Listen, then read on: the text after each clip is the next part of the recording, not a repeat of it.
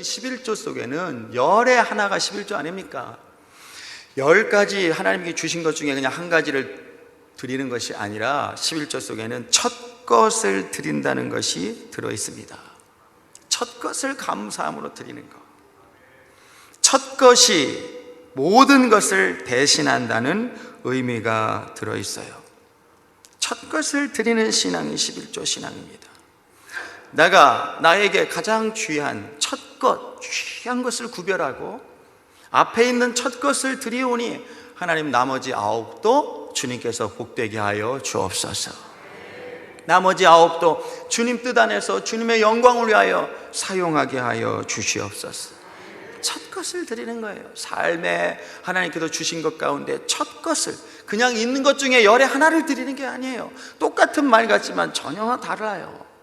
첫 것을 구별하여 드리는 것.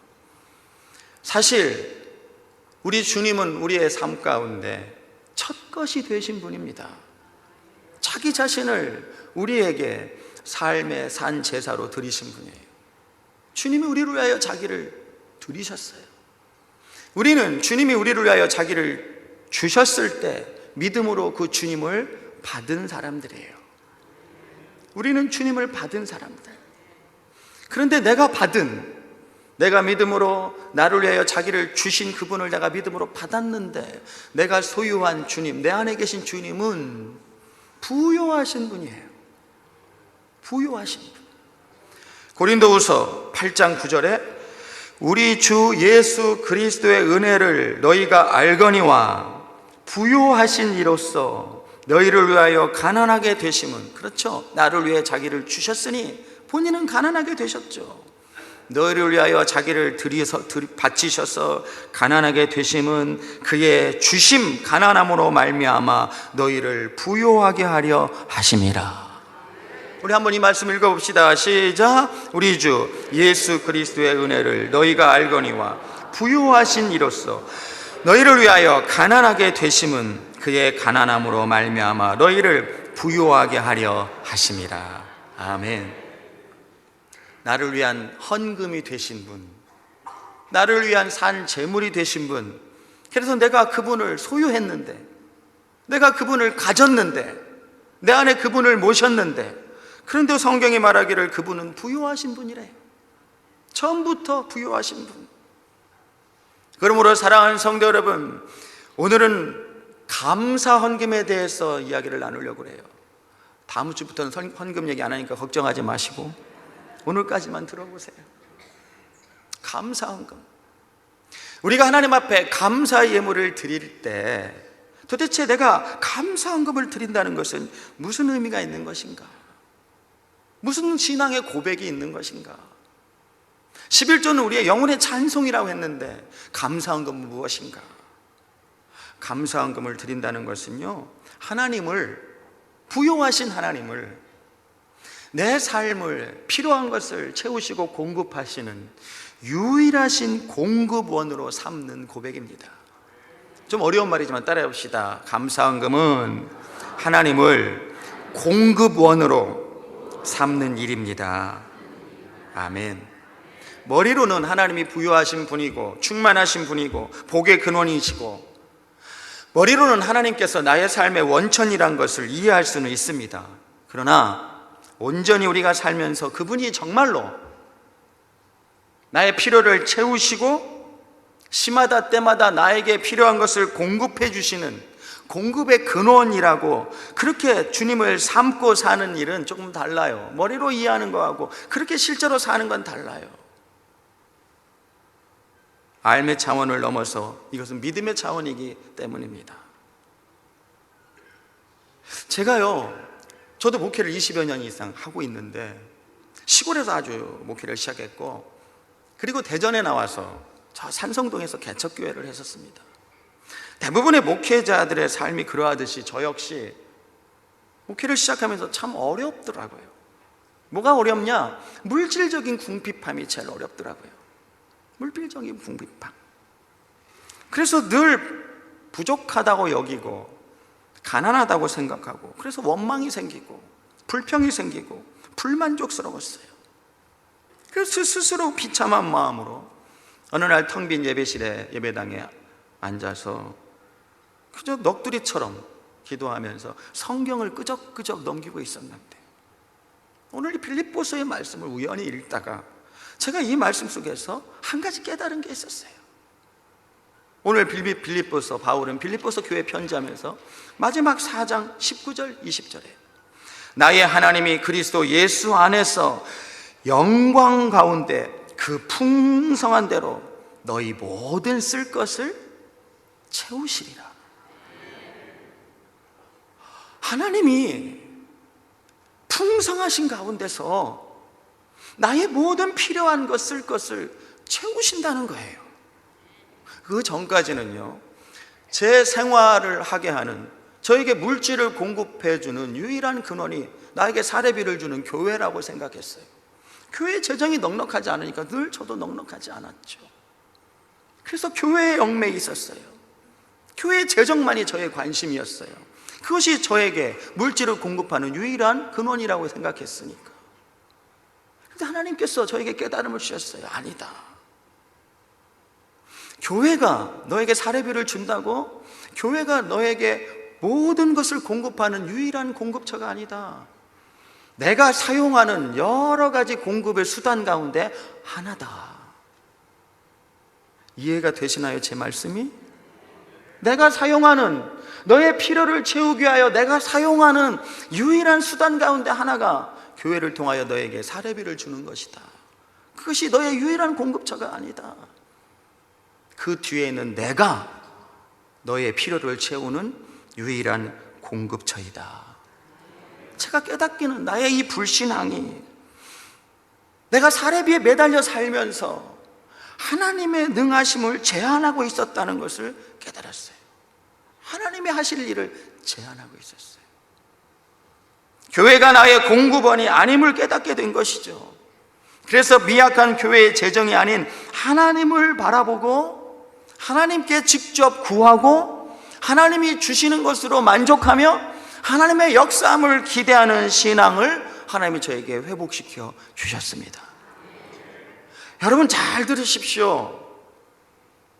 여러분의 직장, 혹시 여러분의 남편, 여러분의 부모 형제, 여러분의 사업체가 여러분의 필요한 것을 채우는 유일한 공급처가 아니라는 것을 기억하십시오. 오직 그 뒤에 계셔서 수많은 수단 가운데 하나를 들어서 나에게 직장을 통하여 나에게 필요한 것을 채우시고, 나에게 아는 사람을 통하여 나에게 필요한 것을 채우시고, 나에게 나의 사업체를 통하여 나에게 필요한 것을 채우시는 하나님의 수단 중에 하나일 뿐이지, 여러분의 직장, 여러분의 고용주, 여러분에게 돈을 주는 사람이 여러분의 삶에 필요한 것을 공급하는 유일한 근원이라고 여기고 살지 마십시오. 아닙니다. 결코 아닙니다. 하나님이 사용하시는 여러 수단 중에 하나입니다. 오직 그 뒤에 계시는 하나님만이 우리의 삶에 필요한 것을 공급하시는 유일한 공급의 근원이셔요. 유일한 공급의 근원이셔요. 할렐루야.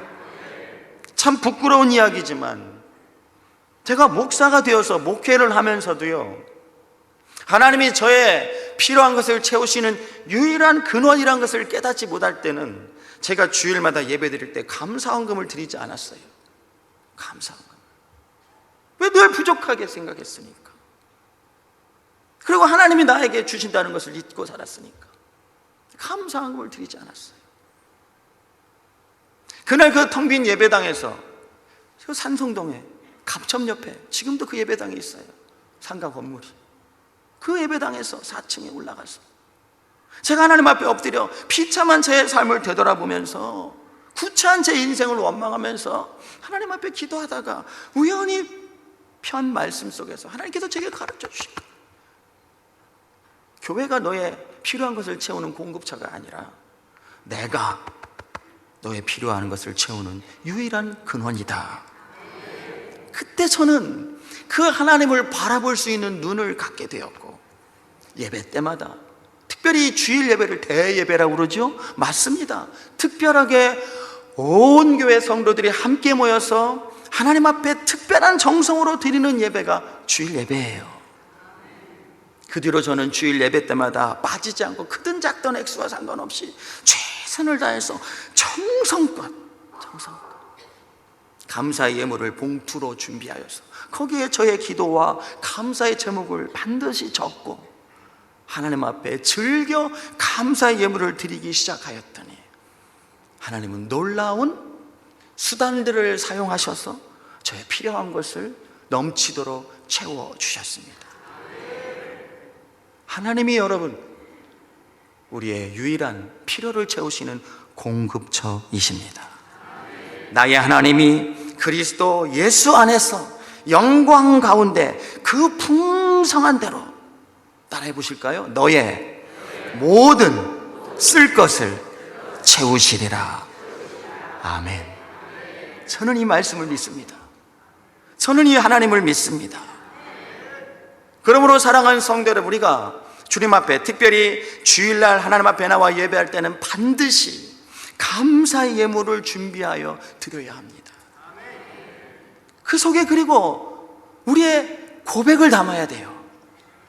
직장이, 나의 고용주가, 나의 상사가, 나의 남편이 나의 필요를 채우는 근거와 수단이 아니라 하나님 그것을 사용하셔서 나에게 필요한 것을 채우시는 분은 하나님이십니다. 그것이 감사원금 속에 담겨있는 우리의 신앙의 고백입니다. 하나님이 나의 유일한 공급처이시다. 할렐루야.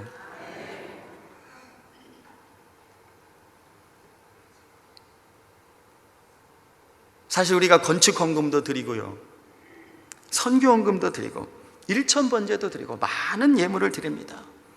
모든 예물은 다 감사의 정신이 그 속에 들어있는 것이고, 우리가 감사로 하나님 앞에 예물을 드릴 때 첫 번째 잊지 말아야 할 것은 하나님이 내 삶의 필요를 채우시는 공급처시다. 그리고 그분께 나는 지금 감사의 씨앗을 심는 것이다. 씨앗을 심는 거예요. 모든 헌금은 씨앗을 심는 것입니다. 씨앗의 신앙을 갖고 드리십시오. 씨앗을 심는 사람들은 그것의 열매를 기대합니다. 열매를 기대합니다. 기독교는요, 역설의 종교라고 그러죠. 살고자 하는 자는 죽고, 죽고자 하는 자는 살리라.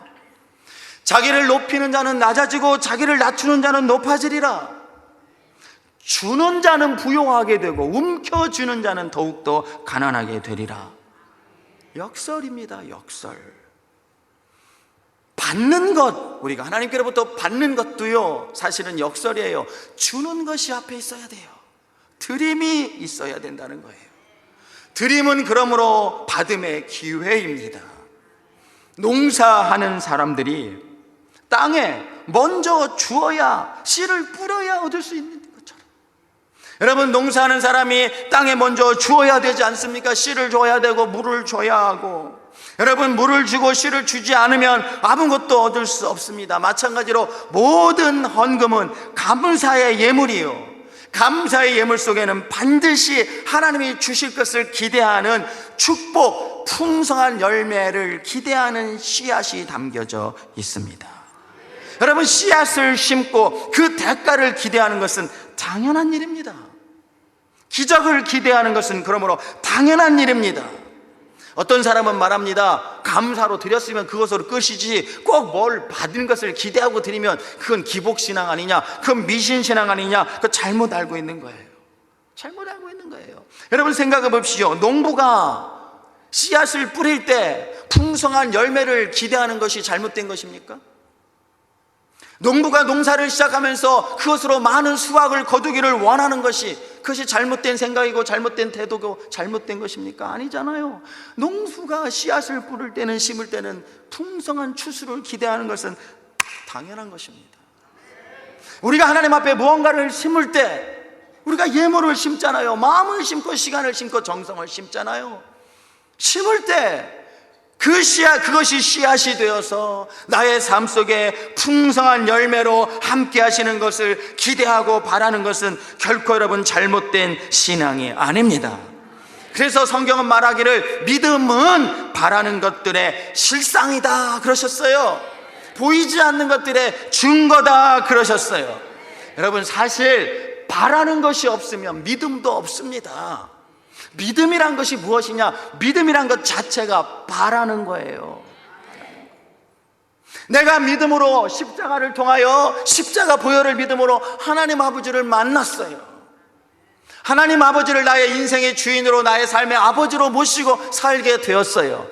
그러면 여러분, 우리는 아버지께 바라는 것이 있어야 됩니다. 할렐루야.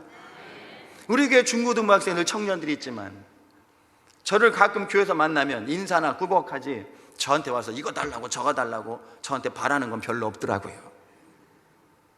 그런데 제가 집에 들어가면 우리 애들은 저한테 인사도 안 해요. 그런데 바라는 건 많아요. 바라는 건 많아. 우리 교회 애들은 저에게 인사도 잘하는데 바라는 게 없지만 우리 아이들은 왔어요 쳐다보고 말지 뛰쳐나와서 인사하는 꼴을 못 본단 말이에요.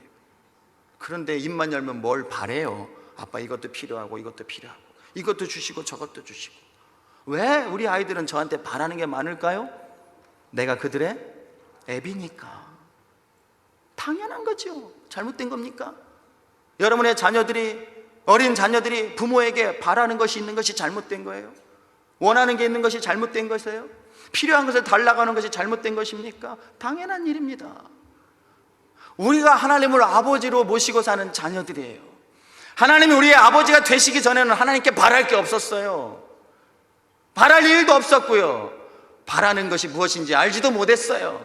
그런데 여러분 잘 들으십시오. 내가 은혜로 하나님의 여러분 아들이 되고 딸이 되고 나니까 나에게는 믿음이 생기고 나니까 무엇이 자연히 생겼는지 하나님께 원하는 것이 생긴 거예요. 하나님께 달라고 구하는 것이 생긴 거예요. 그것은 잘못된 신앙이 아닙니다. 하나님의 자녀된 우리들의 마땅한 일입니다. 기대하는 게 있단 말이에요. 원함이 있단 말이에요. 그것을 믿음이라고 그래요. 믿음 있는 사람은 그러므로 반드시 원하는 것이 있습니다. 왜냐? 하나님 우리 아버지시고 우리 아버지시는 아버지 되신 하나님은 나에게 원하는 것을 채우시고 주시는 분이기 때문이에요. 여러분, 우리 하나님은 부유하신 분입니다. 우리 하나님은 부자십니다. 내가 원하는 것 구하는 것을 없어서 못 주시고 안 주시는 분이 아닙니다. 원하고 바르게 구하지 못하기 때문에 우리가 얻지 못하는 거예요. 내가 하나님을 아버지로 모시고 살면서 나에게 자연스럽게 들어오는 믿음은 뭐냐? 아버지께 필요를 따라 때를 따라 구하는 신앙이에요. 그것이 씨앗 신앙입니다. 하나님 앞에 감사하며 우리가 예물을 드릴 때 우리는 그 예물 속에 하나님이 주실 풍성한 열매를 기대하는 신앙을 담아서 드려야 돼요. 야고보서 1장 5절에 우리 하나님은 어떤 분이라고 우리에게 가르쳐 주시느냐? 후히 주시고 꾸짖지도 아니하신대요. 너희 중에 누구든지 지혜가 부족하거든, 앞에 전제가 있지만 모든 사람에게 후히 주시고 꾸짖지 아니하시는 아버지께 구해라. 그리하면 너희에게 주시리라. 그런데 여러분, 너희 중에 누구든지 지혜가 부족하거든 이란 말 속에 너희 중에 누구든지 물질이 부족하거든, 너희 중에 누구든지 건강이 부족하거든 이란 말을 넣었다고 하나님이 너 왜 그렇게 생각하고 너 왜 그렇게 넣어서 구하냐라고 꾸짖으실까요? 저는 그렇게 생각하지 않습니다. 너희 중에 누구든지 건강이 부족하거든 후히 주시고 꾸짖지도 아니하시는 너희 아버지 하나님께 구해라. 그리하면 그분이 주시리라. 너희가 살면서 물질이 부족하고 물질의 궁핍함을 어려워하느냐? 너희 중에 누구든지 물질이 부족하거든 후히 주시고 꾸짖지 아니하시는 하나님께 구해라. 그리하면 그가 너희에게 주시리라. 우리 하나님은 주시는 아버지셔요.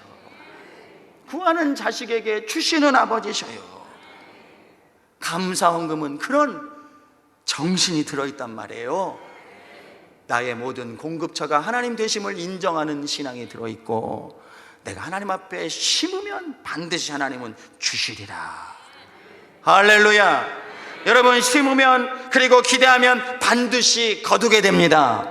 이것은 하나님의 원리이고요, 자연의 법칙입니다. 뿌리는 자가 거두게 돼 있습니다. 다시 말씀드리지만 건축원금도, 선교원금도, 일천번제도, 모든 감사연금도 그래서 하나님 앞에 하나님이 나의 공급처가 되시는 것을 인정하며 그분을 찬송하며 감사하며 또한 주실 복을 기대하며 심는 거예요. 주실 복을 기대하며 심는 거예요. 아멘입니까?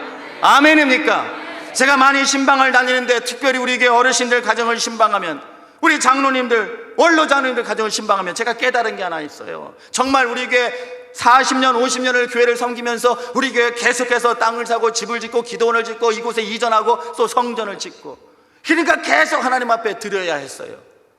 이 교회 뿌리를 담고 살면서 계속 드려야 했어요. 끊임없이 드려야 했어요. 그런데 제가 신방하면서 느낀 거, 깨달은 거 한 가지는, 그렇다고 그분들이 망했느냐, 그분들이 비참하게 사느냐, 그 자녀들이 가난하게 사느냐? 아니더라고요. 그 반대더라고요. 다 자손들이 복을 받았고요, 다 풍성하게 지내고 계시더라고요. 심었기 때문입니다. 심었기 때문입니다. 모든 헌금은 하나님 앞에 심는 것입니다. 할렐루야. 감사의 정신이 들어있고, 그래서 기적의 하나님을 바라보면서 감사하며 그분 앞에 나의 공급처가 되시는 그분을 바라보며 심는 것이고, 그래서 주님을 향한 우리의 헌금은 우리가 마땅히 드려야 할 찬송과 감사이고, 동시에 헌금은 기적의 씨앗입니다. 기적의 씨앗입니다. 할렐루야. 지난주 제가 11조 말씀을 드리면서 그런 말씀 드렸죠. 우리 교회는 정말로 참 많은 성도들이 온전하게 최선을 다해서 11조하고 있는 모습을 볼 때 너무나 감사해요. 우리 교회는 11조가 풍성한 교회예요, 다른 교회에 비교해 볼 때. 그런데 감사, 주일날 하나님 앞에 나와서 예배하면서 감사 예물은 조금 부족해요. 감사 헌금하는 신앙은 조금 부족한 것 같아요. 그냥 연보로 주일헌금, 대개 주일헌금은요, 교회 와서 예배 드릴 때 주머니 뒤져서 그냥 하나 그래가지고 봉투에 넣어서 주일헌금을 드려요. 감사의 헌금을 준비해서 드리는 것과는 다릅니다. 그건 다른 것입니다. 연보도 해야 하지만 우리는 반드시 주님 앞에 나와, 적어도 주일 난 예배 하나님 앞에 특별한 마음으로 드릴 때는 감사 예물을 준비해야 합니다. 왜 봉투를 만들어서 감사 헌금을 하는 줄 아십니까? 그냥 드려도 돼요.